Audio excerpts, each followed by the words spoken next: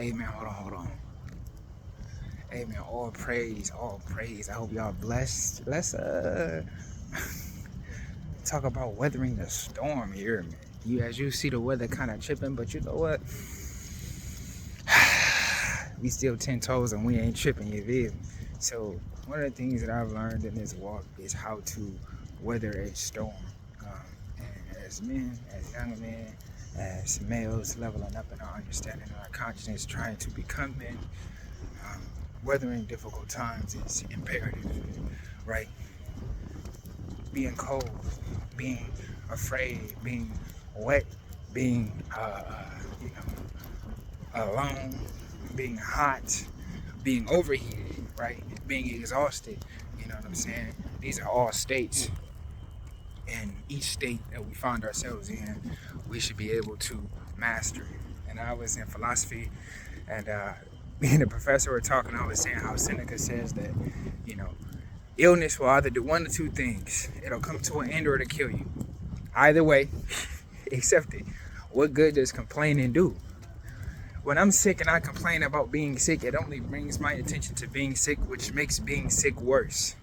So when I'm sick, I hear my prayer. I say, Lord, either give me the strength to make it through it or let it kill me. Either way, be quick about it. Either way, be quick about it. You know what I'm saying? Look, you either going, yo, what's up, gang? It's either going, you said you're on the phone with your mama? Yeah. Let me see that thing real quick. Let me see that thing real quick. This your son right here? This your son? I know you're proud of. Hey, this is a great young man. This is one of my brothers in Christ right here. I love this brother. Hope you have a blessed day. All right, bro.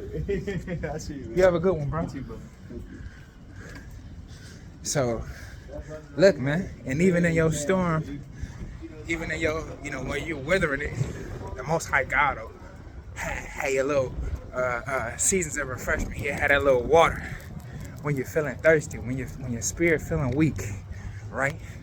I will also add that martial arts or some form of physical and mental training is a great way. I just talked to my Uncle Napoleon for the first time, and he was like, nephew, you're on the right path, nephew, but you got to remember, you got to train just like you train your body. You got to train your mind and your spirit first. So you got to be in that word, right? Because it shows strength. The Lord is my refuge. He is my strong fortress. You see what I'm saying? I'm paraphrasing that, but that's that Psalms. When you're in these seasons, when you're being tested, when you're in these seasons, where you have to go through a period of a storm, stand in that storm bravely. Standing it bravely. That's what men do.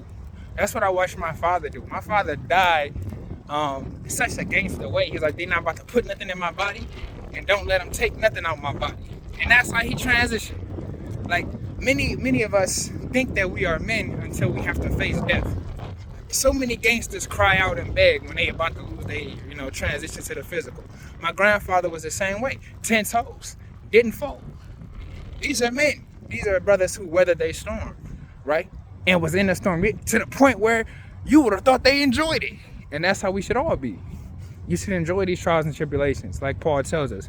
You should enjoy the periods where you fall short, because that's when you are made strong, right? What sword ever became a sword without being put in hot metal? What katana ever became fashion without having to be tempered first, to be forged, to be smashed by a hammer, constantly refining itself, sharpening? But when that process is done, that's one of the most deadly weapons on earth. Likewise, a man is one of the most deadly weapons on earth. Why? Because he has that being able to be in a storm where other people are frigid and cold. That brother got his shirt wide open. That brother smiling. That brother, is this all you got? I know the God I serve, so you're going to have to come with more than this. You're going to have to come on. I be in the devil face crip walking, and I ain't even a crip. Nigga, I be in the devil face hitting the two-step. Like, hey, I got my drink and my two-step. I got my holy water and my two-step on folk. You know what I'm saying? On phone, and look, as you all are experiencing these trials and these tribulations, these storms, you have to remember, just like illness, just like the rain, just like the day, just like the night, just like laughter, just like pain, that it will come to an end. However, the end will be so much more enjoyable if you are able to weather the storm with a sense of understanding that it is a test, with the understanding that this is the fire that you have to go into, the forest that you have to go into. Again, why I say being a man is a rite of passage, right?